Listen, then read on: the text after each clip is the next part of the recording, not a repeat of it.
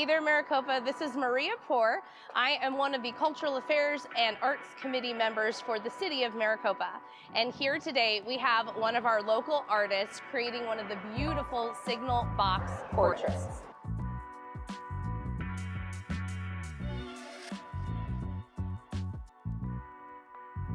I'm here today with art.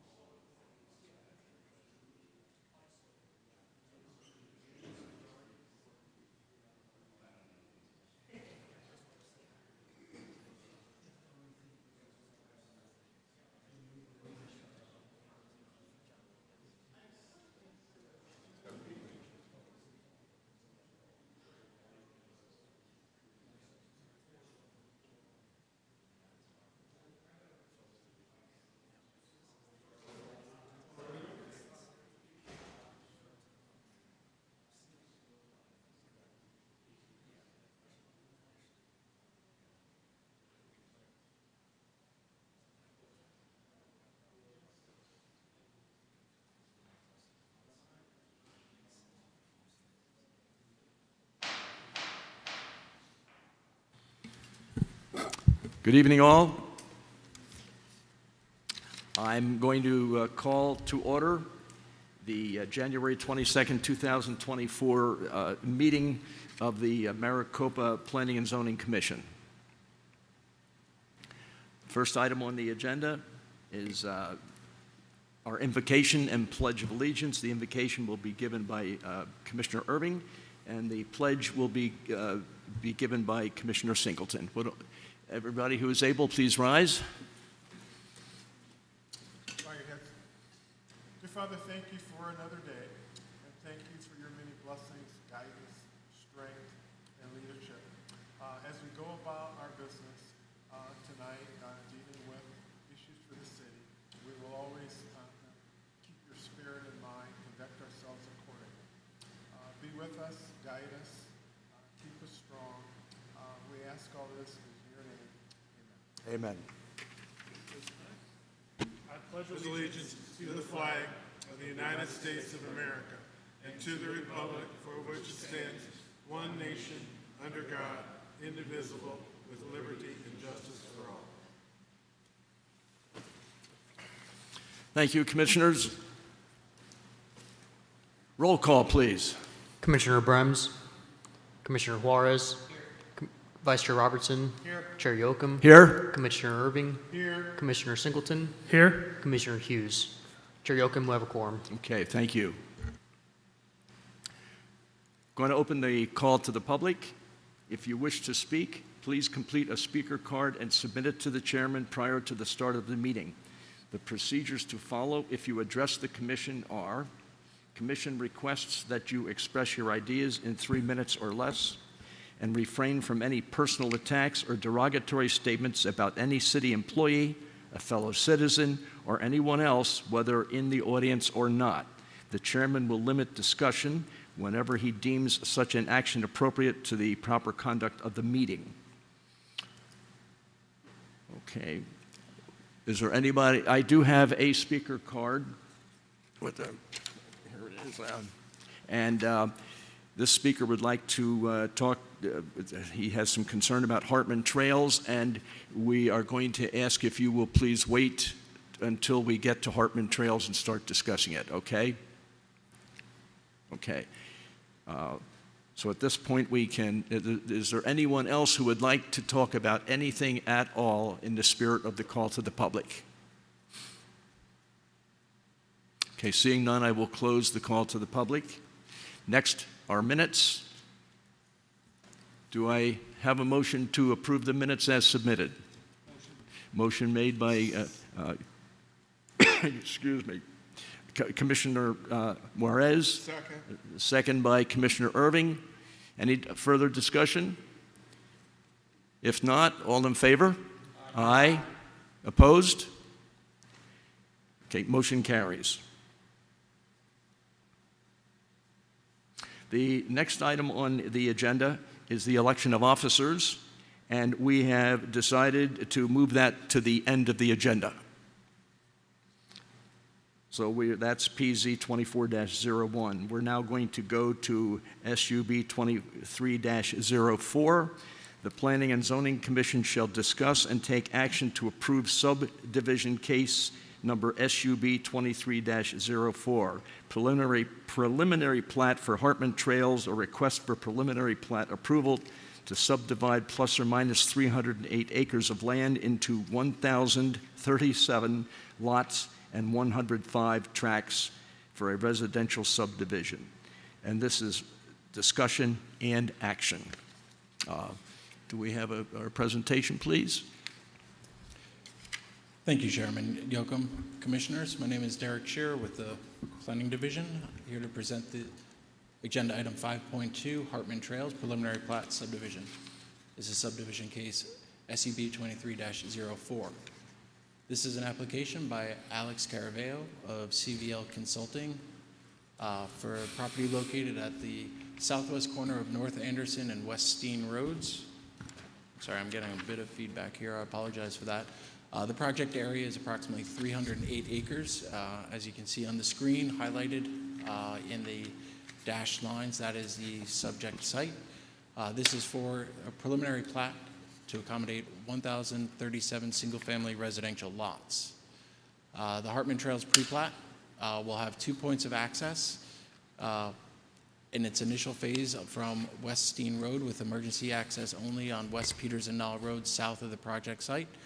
I apologize, this is a north-south linear plat, so when looking at it, north is to your left. So Steen Road is on the north at your left, Peters and Knoll Road to your right on the south. There'll be 4 different sized lots in the subdivision, 224 lots of 40 by 110 feet, 394 of 45 by 115, 254 of 50 by 120, and 165 by 55 by 120. And if I can point out, in the staff report there was a typo for the 55 by 120 foot lots. It was listed as 55 by 115. The project is proposed to be developed in 3 phases. During these first 2 phases, the proposed density is going to be 4.15 dwelling units per acre. Overall, for the PAD of the area, they're allowed up to 1,318 residential lots with an overall density of 4.27. That will be accomplished with development of parcel 10 that you see on the right-hand side on the south that's vacant right now, and also potential development of the parcel 12 school site. Those are not a part of this application now. Those will come in at a preliminary plat at a future date, undetermined. As we can see here, there's an open space plan for the proposed subdivision. They're proposing 21.63% or 54.03 acres, which exceeds the PAD requirement for 20%. Of that proposal, 39.91 acres or 73.85 of the total residential open space is usable space. The open space will include residential amenity parks, outdoor activity areas, exercise trail and retention basins, and connection to the regional trail network. There'll be a regional trail on that bisect road, and I'm sorry, there we go, wrong button. You can see the main road bisecting the site north to south. There'll be an amenity trail here. The main amenity park for the entire subdivision is that big green spot right in the middle. Each little parcel will have its own little pocket park, a neighborhood park, but the main amenity park in the center, centrally located, is for the benefit of all the residents. You may recognize this slide. This is an old slide we used to use. I put this up for the new commissioner, but to go over the review process that the city goes through with these applications. I can go through it if commission would like, or we can skip by this. Hearing no comment, I'll skip by it. For the required findings, staff has determined that the proposal is compliant with the city's development regulations for residential subdivisions. The lot size, dimensions, and setbacks meet the PAD zoning requirements, the wall boundary design, pedestrian connectivity, residential design guidelines, conceptual landscaping, preliminary drainage, the road design, and the preliminary traffic report are all compliant with city's development regulations in accordance with the staff report and the conditions of approval recommended by staff. Staff recommends approval of subdivision case SUB 23-04 Hartman Trails, subject to the conditions stated in the staff report or as amended by the Planning and Zoning Commission. I'm happy to answer any questions the commission may have. The applicant is here as well to answer any questions that the commission may have. Fellow commissioners, any comments, questions, concerns? Vice Chair? Derek, stipulation 16 in the staff report talks about parking on one side of the road only for all streets. Is that accurate? Because we've had this discussion before and we've kind of gone back and forth on the applicability of that stipulation. Yes, that is accurate. For this subdivision, the local street cross-section that the applicant decided to use is only for parking on one side. We have several in our design standards manual for engineering for road design and the cross-section and the width. We have several different cross-sections. One of them does include parking on both sides, but the applicant in this development has chosen to use the one that only has parking on one side. Okay. I know in the past we've done it on some of the end cap type, connectors. Yes. This one specifically says all roads, and it kind of got my attention. Yes, usually it is the end cap, so people don't park their work trucks overnight or anything like that. But in this instance, there was a choice that was made to use this cross-section, which only allows for parking on one side for all of the residential streets. And the applicant's okay with it? Yes. Thank you. Yeah, I harbored that same concern. Anything further from the commissioners? Commissioner Irving? Yeah, could you look at the preliminary traffic report? And I guess I'm just trying to look at big picture there. When you look at the developments roughly from Maricopa Casa Grande Highway to Honeycutt to Hartman, could you talk a little bit about the community, I'm sorry, the city's vision of traffic, especially going east and west? Because I know the school district said they're going to work on Farrell, but I guess as we fill that whole area in, I'm just interested, or let people know that you do have a traffic plan for all those people. Yes, Chairman Yocum, Commissioner Irving, we have Steve Penna from our engineering division. Oh, great. Who could speak to that. He did the review on the TIA. Okay.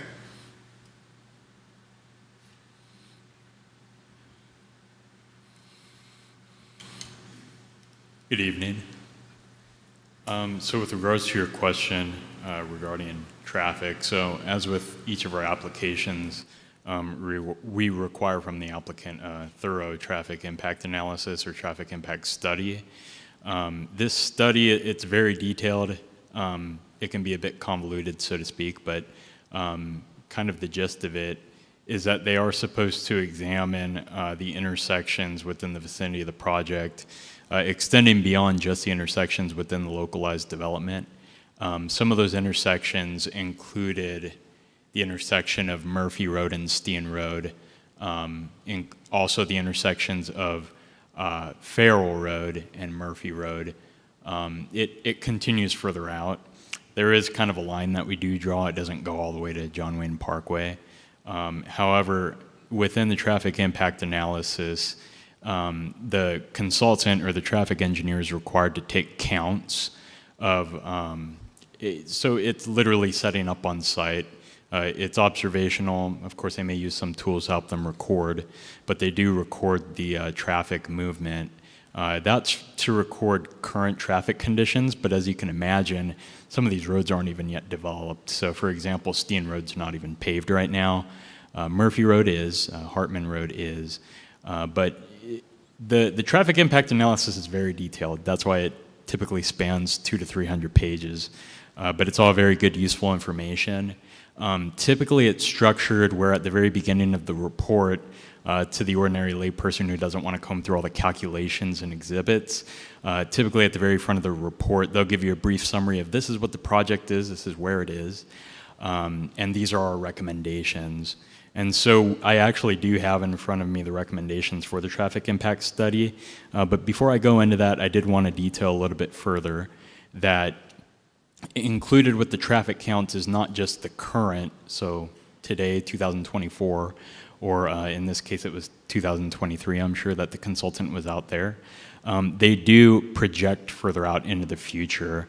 Yeah, and so typically that time period is at build out, and then also I want to say like 10 years beyond when they did the original study. That way it really captures, it goes beyond just, okay, looking in the present moment, but forward thinking ahead. And how do they estimate or forecast what the future trip generation is looking like?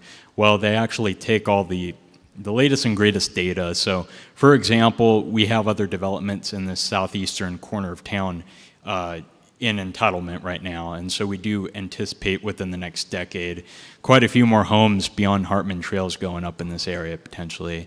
And so what they do is they will analyze the traffic data that was performed for those individual subdivisions where they perform their own traffic counts, but they also use the ITE, which is the Transportation Engineer's Manual. And that actually gives some pretty nice algorithms and calculations on how to anticipate the generated trips, specifically of most importance during peak hours, so the AM and PM hours when people are leaving or coming back to town. Of course, that's most important to everybody because that's when traffic's going to be most congested on the roads. And so taking all that data and putting it together, it's very thorough, very detailed, but they do project, okay, using this information, knowing this many cars is forecasted during this interval of time maybe being 10 years from now, they actually do assign a level of service, and it's kind of similar to a school grading system, although they do have an E in there, so it level of service A, B, C, D, E, and F. You can imagine that F, as in school, is failing. But the city standard actually is LOSD. A being optimum, and A is actually very rare. You only get that on roads that hardly have any traffic. D is not terrible. I know it sounds terrible on a school system rating, but without going into the details of specific level of service, D is the city standard. E and F is suboptimal. And whenever the traffic engineer comes back with forecasted levels of service E and F at intersections, that's where myself, a city engineer, and the city engineer, go back to them and say, okay, what recommendations do you make to us to improve this level of service? And so taking a look at this development, of course, it's kind of ahead of the game, so to speak. I know we have Tortosa and everyone else out there, and so your concerns are absolutely valid on, what's the traffic going to look like. But for the time being, the traffic impact study was divided into the recommendations for this development, what they have to build, their contribution to make sure that those levels of service are being maintained, and then even the expectation, taking into account what the other developments will have to build, even potentially what the city has to build with a future capital improvement project.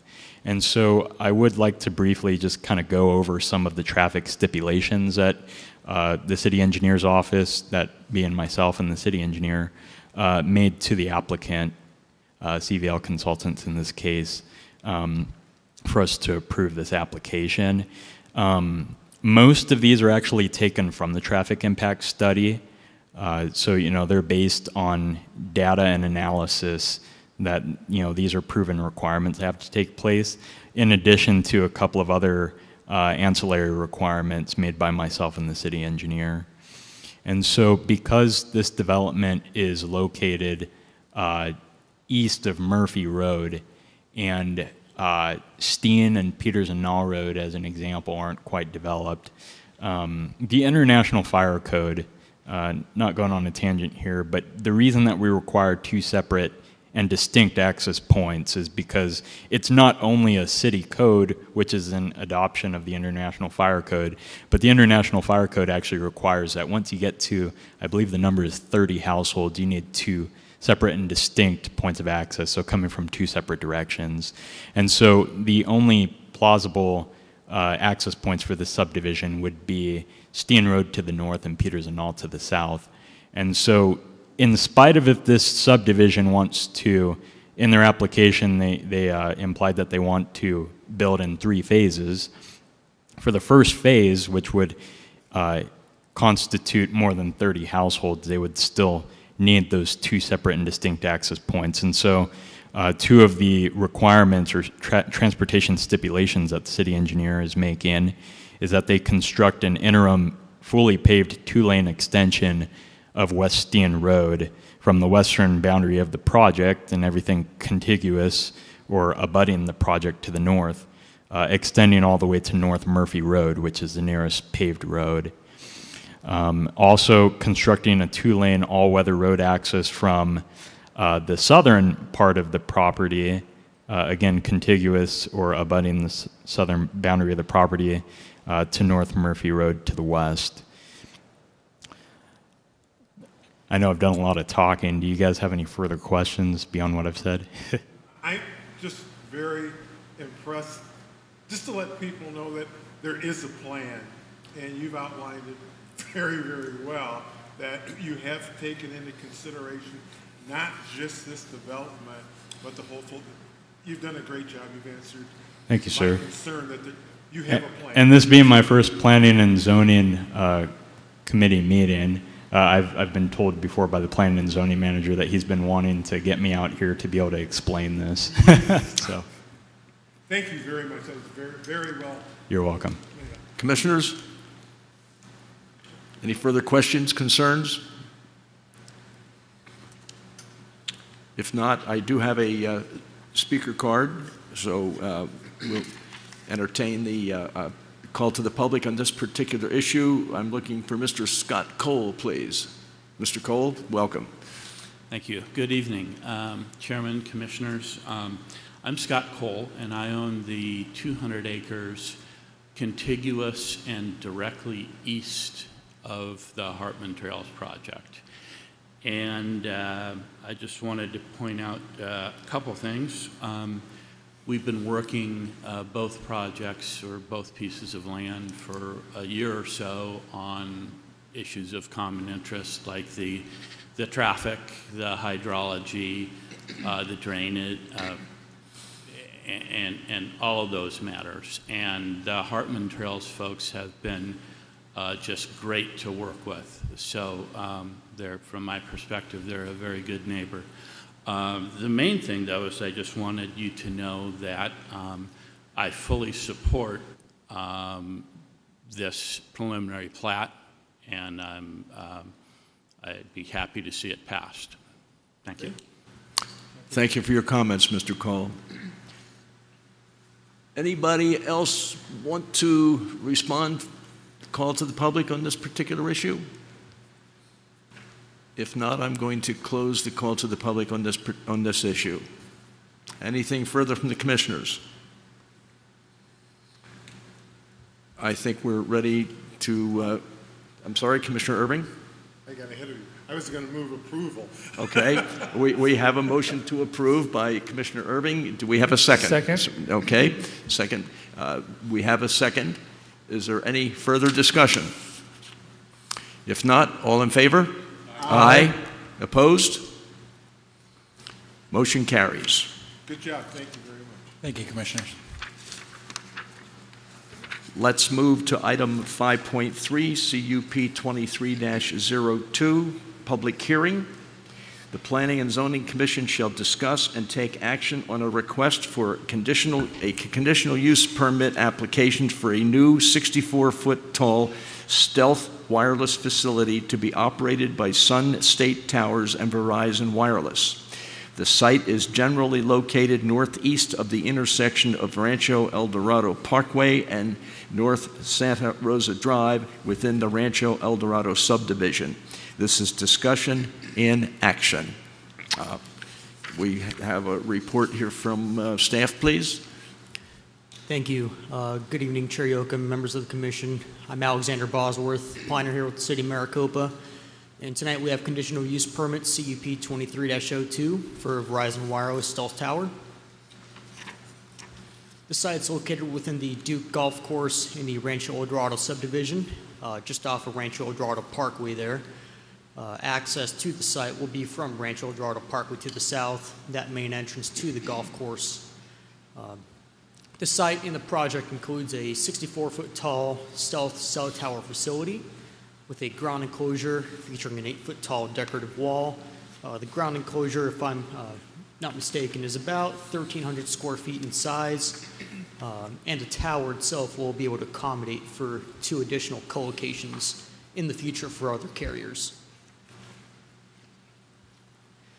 As you can see in the slide before you, this is a elevation rendering of the site, of the tower itself. You can see the branches offer a good stealth look to cover up the pole-mounted equipment there. As you can see on the bottom of the screen, the 8-foot tall CMU security wall will also be decorative to match the existing surrounding developments. And these on the slide before you are photo simulations of the site, the befores and afters. On the left-hand side, we have the view looking northwest along that parkway. The top is the existing, and the bottom is the proposed, with the tower superimposed. And on the right-hand side, we have that same view from the parkway, except it's looking northeast. On the top is the existing view, and on the bottom is the proposed tower once installed. In terms of conformance of the zoning ordinance, staff has analyzed this and has deemed that this conditional use permit request does meet the intent and the provisions of the code. And you can see in the slide before you the different criteria that we've used to follow in order to make sure this is in compliance. In terms of the required public outreach, the applicant did conduct the required public notification process as required by code. A neighborhood meeting was held, and tonight is the public hearing for this item. As of today, no public comment has been received for this application. Therefore, staff will recommend that the Planning Commission approve case number CUP 23-02 for a conditional use permit for Verizon Wireless, subject to the conditions set forth in the staff report and as amended by the Planning and Zoning Commission. And that concludes my presentation, and we do have the applicant here to answer any questions or concerns. Commissioners? Mr. Alvarez? Okay, I just have a couple questions. Are there any provisions for hazmat mitigation? For example, if they're going to have a standby generator, whether it's diesel fuel, gas, or natural gas, in the event that there is a leak of such material, are there plans in place already for that? I'll let the applicant answer to that, Commissioner Juarez. Thank you. First, just thank you guys for your time. Alex and everyone else for planning has been very helpful, very detailed in what they require, so it makes my my job a lot easier. There is plans for a backup generator. These are, you know, preferably always hardline power, so there will be a backup generator. It's tested usually about once a week for 1 hour a day. There are City of Maricopa decibel, you know, noise guidelines that we have to adhere to, as well as for construction as well. So all that's been provided to adhere to the City of Maricopa guidelines for noise. But the backup generator will be tested once a week for about an hour. It'll only come on in emergency situations, and you know, it will be put on a cement pad for protection above water. Okay, thank you. Thank you, Commissioner Alvarez. Vice Chair? Don't go away. To follow up on Alex's, will this be diesel fuel or natural gas? It will be fuel. It won't be natural gas as of now. I know a lot of these generators come with their built-in secondary containment fuel tanks as part of the unit. Is that the kind of unit that you're talking about, have its own secondary containment for leak control? I would have to confirm the exact. It's a little bit. It's on availability with, but they typically use a Generac, you know, self-contained unit. So. Okay. In general, I look at these projects as improving our basic infrastructure here in the city. Mm-hmm. It may not be a road or a bridge, but it's a utility that's important to everybody. So I think it's a good addition to the community. Thank you. And as I said, it will be designed to be co-locatable, and there's already some interest. So that's great news, and we definitely have to adhere to all the stealthing guidelines for any added equipment as well. So. I'd like to extend my plaudits for your choice of location. I think it's the one of the least intrusive places we could put a tower. Yeah, thank you. Thank you for your forethought. I appreciate that. Anything else from the commissioners?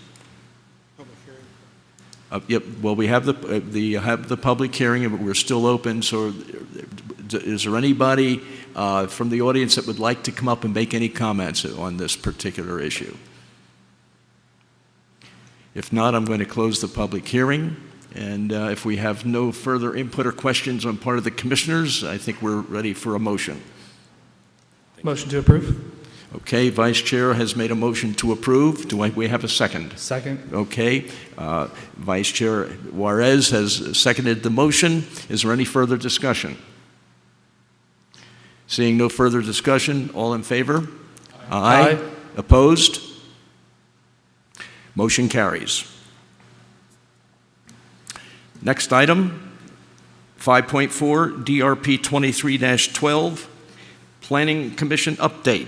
Major Development Review Permit case number DRP 23-12 Lowe's, a request by the Thompson Thrift for review of site, landscape, elevation, and photometric plans for a proposed retail development on approximately 11.65 acres of land within Pinell County parcel number 510-25-009R within the city of Maricopa, generally located at the northeast corner of West Honeycutt Avenue and North John Parkway. This is for discussion only.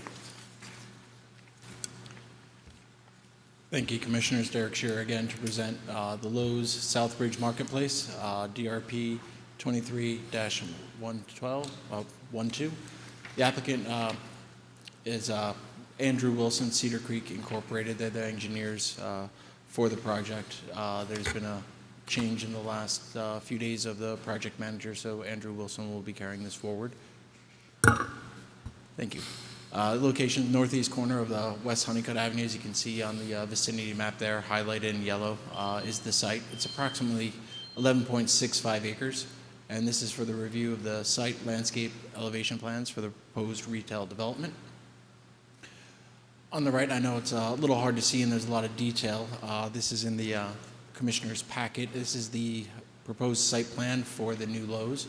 The Lowe's will consist of 109,000 square feet of interior retail space with a 30,000 square foot garden center, outdoor display area in front of the store, and seasonal parking lot displays in the parking lot.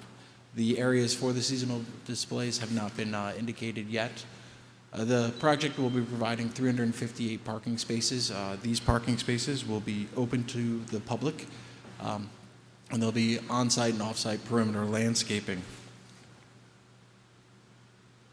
As we go to the landscape plan, as you can see here, the site is going to be landscaped with 20% of the area landscaped, approximately 162 trees with 570 shrubs. They'll be utilizing the retention basins that you can see on the northwest side. If I highlight right there, and then on this southwest side as well, between the Lowe's and, if you can recall, the multifamily development, the Waterman project or the Rainsman Commons project. These projects will be connected for pedestrian connectivity along the north side of the Honeycutt Avenue extension.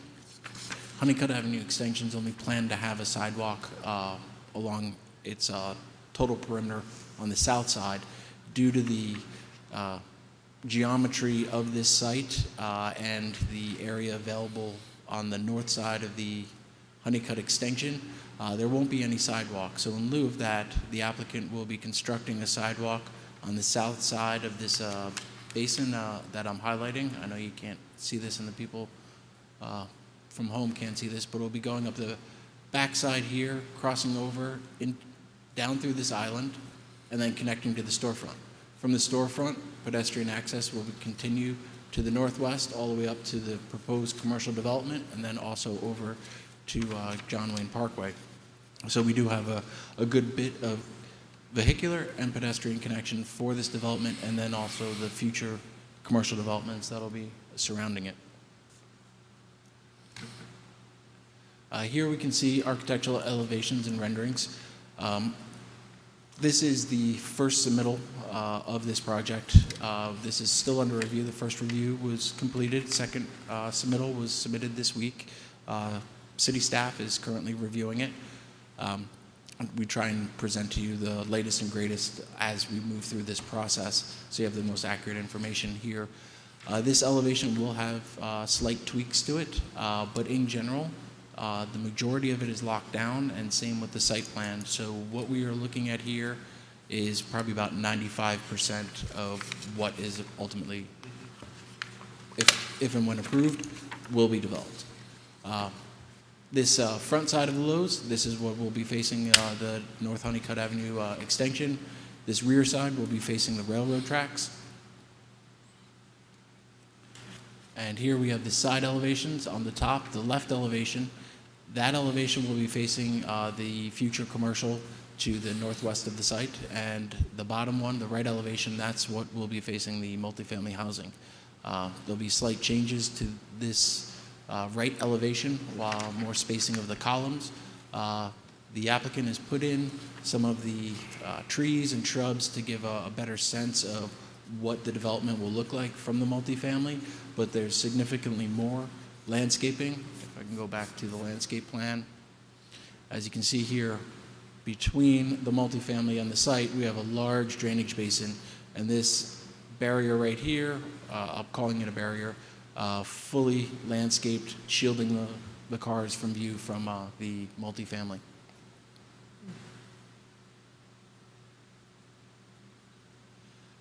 Staff is looking at this. The overall design of the project is compatible with the commercial development of the area, and it's going to increase the effectiveness of the commercial corridor surrounding this important intersection of West Honeycutt Avenue and North John Wayne Parkway.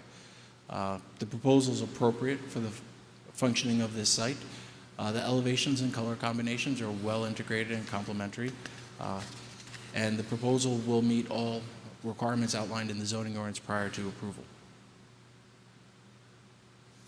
For public outreach, on December 29th, notification letters were sent to property owners within 600 feet. On the same day, the site was posted for this public meeting, and we have the public meeting today. Staff has not received public comment up to this point, and that is all that I have for the Lowe's. Happy to answer any questions. Unfortunately, the applicant wasn't able to attend with a change in the project management. The engineers are located out of Oklahoma City, so I think it was a bit of a try to get them here for this. Okay, well, this was for discussion only. Do the commissioners have any comments, concerns? Mr. Alvarez? Thank you, Derek, for the presentation. I just had one question. I don't know if I caught it right, but could you go over the explanation of why they weren't going to have the sidewalk again?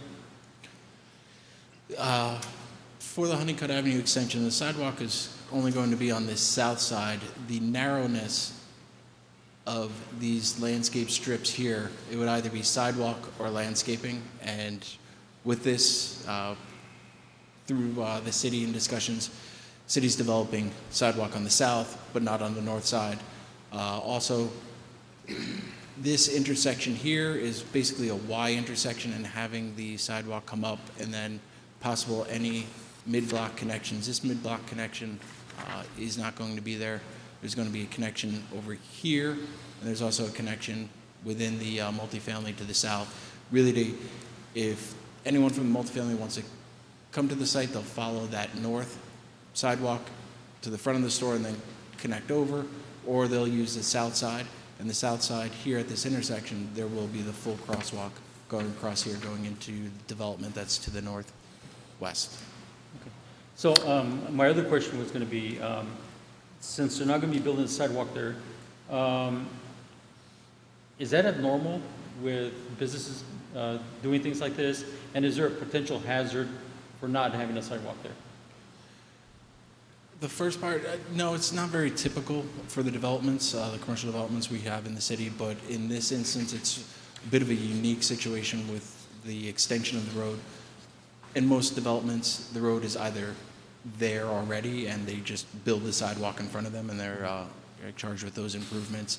With this development and then the future development to the south, city engineers, capital projects, they analyzed it and looked at it and said, you know, we'll put it on the south side. Having it run the full span for a big box store in front, we're going to have the internal connection instead to pull the people away from that road into the sites and then bring them back out to the road. Okay, thank you very much. Thank you, Commissioner Juarez. And Vice Chair Robertson? Derek, water utility, is that going to be provided by the Heritage District system or Global Water? Global Water, and to my understanding, they're currently developing the lines right now. The same for the Rainsman Commons multifamily. This is all going to be on that same sort of loop system. It'll be coming in from John Wayne Parkway and then extending along the railroad tracks all the way to the southwest about a mile. There's a significant amount of subsurface infrastructure that's getting put in for these two developments and then the future development that'll happen to the northwest and then to the south of this as well. Okay, I only ask because, I want to avoid what happened with the Sprouts complex that we found out late in the game. They couldn't supply the required fire water for fire protection and had to make some adjustments. So if you guys are satisfied, then so am I. Thank you. Yes, and the discussions have been ongoing since the Rainsman Commons project on how to deliver water and sewer to these projects. Thank you. Anything else from the commissioners? Commissioner Irving? Yes, just a suggestion. Now, the Honeycutt extension is going to go all the way around to the Parkway. Where's it going to end? Okay, probably best to explain this with the vicinity map. So we have the stub out already in place for the Honeycutt Avenue extension. Yeah. That is going to remain, and then on that south of the yellow line right there, going into the multifamily, it's going to be right there. Okay. I just, a suggestion that with that, I would suggest you work closely with the school district, because at 2:30 there are 45 school buses flooding that area, and again, the light's there and everything, but just to let you know, if it goes through, there's potential those school buses using that for their drop-off. It's from about 2 hours, it's going to be a nightmare. There's nothing else you could do because the lights are there, but again, those schools out at about 2:35, and they're a flood of buses. So just so they know, there's communication between the city and the district, that's going to be a real nightmare for a couple hours in that Lowe's area. That's all. Just a suggestion. Yes, thank you, Commissioner. For these projects, the city and the landowners have been working diligently to try and, at best, fix this intersection and then the outside intersections that feed into it. And it's an ongoing effort. There will be some redesigning of the Maricopa Road intersection right there, how it doesn't line up. Another project that's not a part of this application will correct that. It's just a problem for people right now living in the meadows. It could take them 35 minutes just to get out to John Wayne because of the school. Yeah.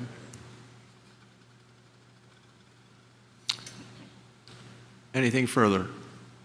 Okay, in the spirit, thank you. And in the spirit of allowing everybody to have to say whatever they have to say, I'm going to reopen the call to the public on this issue only, DRP 23-12. Is there anybody who would like to come up and make any comments or suggestions or whatever?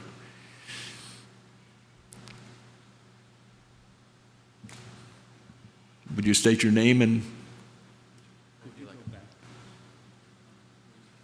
Excuse me, would you state your name and address, please? Randy Dodson in Providence Community. Thank you. No, that right there. So my only question is, what is the ingress-egress to that proposed housing development off to the southeast side there? Do you know where that's going to go? Yes. The Rainsman Commons project, that's their main drive right here that I'm highlighting with the laser pointer. It is going to feed into that Honeycutt Avenue extension and then go out to John Wayne. Right. As part of the project, there'll be a secondary access coming up underneath the overpass that'll connect to Edwards Avenue extension up here. Okay. And future development here is proposed to have a spine road that'll connect all the way down to Desert Cedars Parkway. I just wasn't sure how you were going to get into that, whether you were going to have to come through, right in front of Lowe's, which it looks like you will, but you'll have an extension. Mm-hmm. That's all. Thank you very much. Okay. Thank you. Anyone else? If not, I'm going to close the call to the public. And if there are no further questions or concerns on part of the commission, this is discussion only, so we will consider the item closed. Thank you, Chairman. Okay. Members of the commission.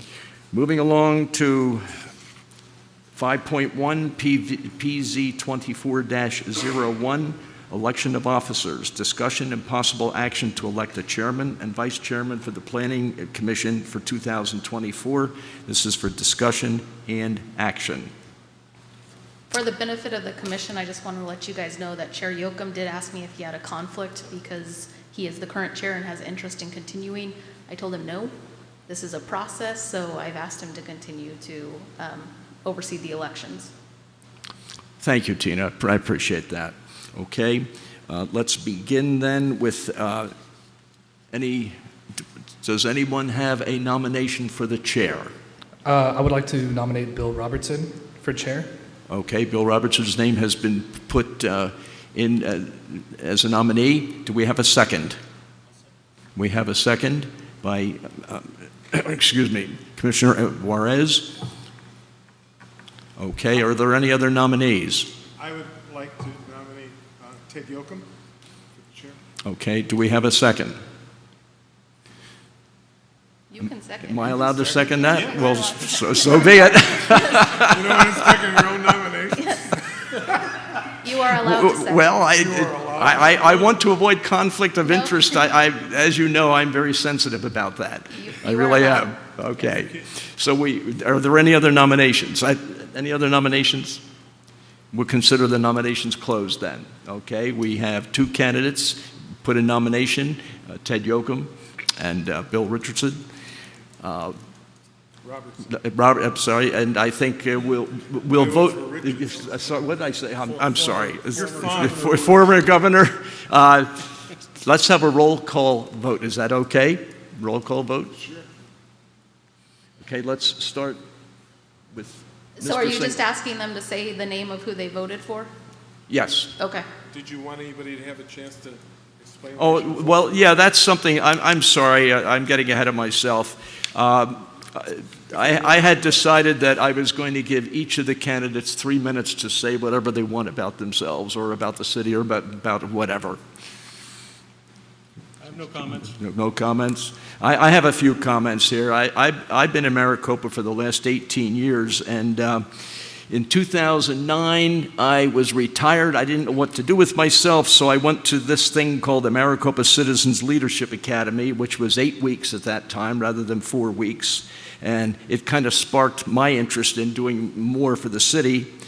I was appointed to the Board of Adjustment, which was created to grant zoning variances to the Planning and Zoning Commission, what the Planning and Zoning Commission could not do. I served 3 years on that board and was chair for 2. When the city was incorporated in 2003, the founding fathers did not have time to write a zoning code, so they adopted the Pinell County zoning code. And it was kind of a sorry thing that they did at the time, and they realized it because the county zoning code just wasn't dovetailing very well with the needs of a very fast-growing city. So they decided that they would hire a consultant, and they would also appoint a task force to completely rewrite the entire zoning code, and I was appointed to that task force. It took us 18 months. We would have a study of materials, sometimes totaling 1,000 pages from one to the other. We looked at 6 zoning codes in other communities before we put ours together. Apparently it was effective because the number of variances coming to the Board of Adjustment shrank to the point that we abolished the Board of Adjustment last year. I've attended various seminars at national and county level, most recently a county seminar in Litchfield, Arizona. I also have served for the last 8 years on the Pinell County Citizens Advisory Committee, which reviews and advises on Pinell County they advise Pinell County Planning and Zoning Commission of various development issues. I'm proud to have been on this commission. I love what I do. I enjoy the company, and I enjoy the expertise that's offered by all of our commissioners. Our new bylaws allow for the chair to serve 2 years if he's so inclined, and as I see it, I intend to try to take advantage of that opportunity at this meeting. That's my comment. I think we're ready for a vote. Roll call, please. Commissioner Juarez. Vice Chair Robertson. Commissioner Yoakum. Ted Yoakum. Commissioner Robertson. Bill Robertson. Commissioner Irving. Ted Yoakum. Commissioner Singleton. Bill Robertson. Could we have a tally of the votes, please?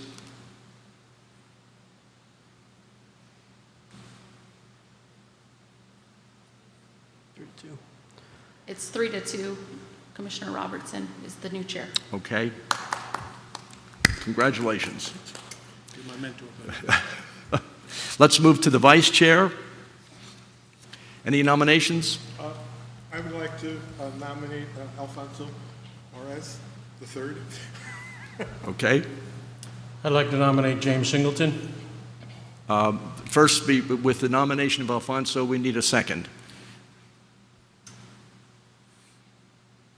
I'll second. Good. Okay, do we have another nomination? James Singleton. Second? Second. Okay. Roll call vote, please. Hold on. Do you want to give them a chance to say anything? Oh, I'm sorry. You have your 3 minutes. Sorry about that. Violating my own rule here. No? Okay. Now, roll call vote, please. Commissioner Juarez, Juarez.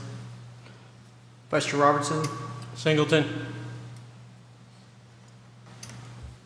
Chair Yoakum, Mr. Singleton? Commissioner Irving, Suarez.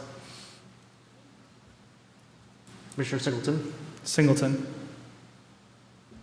3-2. Commissioner Singleton's the new vice chair. Okay. Very good. Now, let me get my... Congratulations. Good choices. Thank you, guys. Reports from commission and or staff.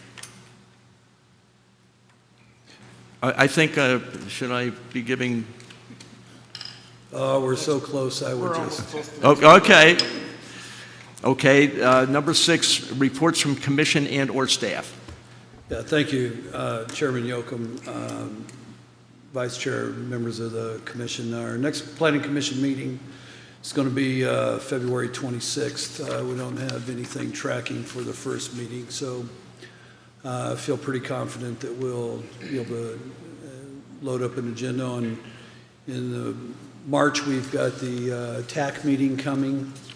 And then just one other note, I'm going to begin one-on-ones with each of you commissioners in February, and it's just a chance to sit down and talk about the commission, where we are, where we're going, you know, what you feel works, what you'd like to see maybe a little bit different, and just get an individual perspective on each of those. And Chairman Yoakum, I can't thank you enough for your expertise and not only that, but more specifically your commitment to this commission. And yeah, I appreciate everything you've done over the last year. And Chairman Robertson, I think that you'll be excellent, and we welcome Mr. Singleton in as well. As I stated in the email that I'd sent out, it's my desire anyone that wants to fulfill these roles have the opportunity to do so. And so, although it's a changing of the guard, it still doesn't, it doesn't diminish the fabric of this commission, and it's still rock solid. And we're going to get better because we're going to have Mr. Kenna and other professionals come in and talk about CIP, how it works, and traffic impact analysis and how those work, and the building official to come in, and fire to talk about, those processes and what we're looking for. So lots of great things to come in 2024. I'm really excited. And gentlemen, with that concludes reports from staff. Thank you for your comments. I would like also to extend my congratulations to our chair and our vice chair. I think that is pretty well it. Do we have a motion to adjourn made by Commissioner Irving? Oh, I'm sorry, we have a comment from our new chair. Yes, Ted, thank you. It's been a pleasure, and I will look for you to mentor me. We also serve together on the Pinal County Citizens Advisory Committee, so I look forward to continuing working with you. The addition of traffic analysis, impact analysis is great.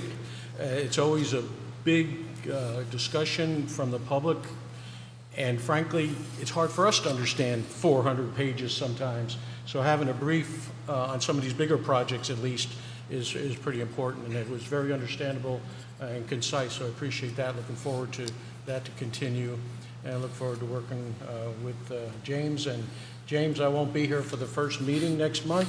No, I'm kidding.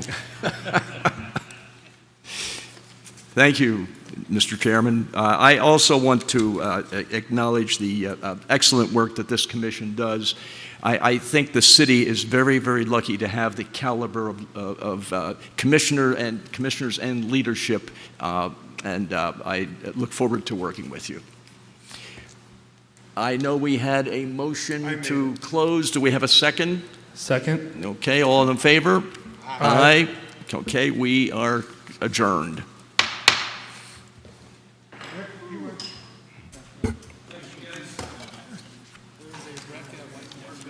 I'll get mine to you. Oh.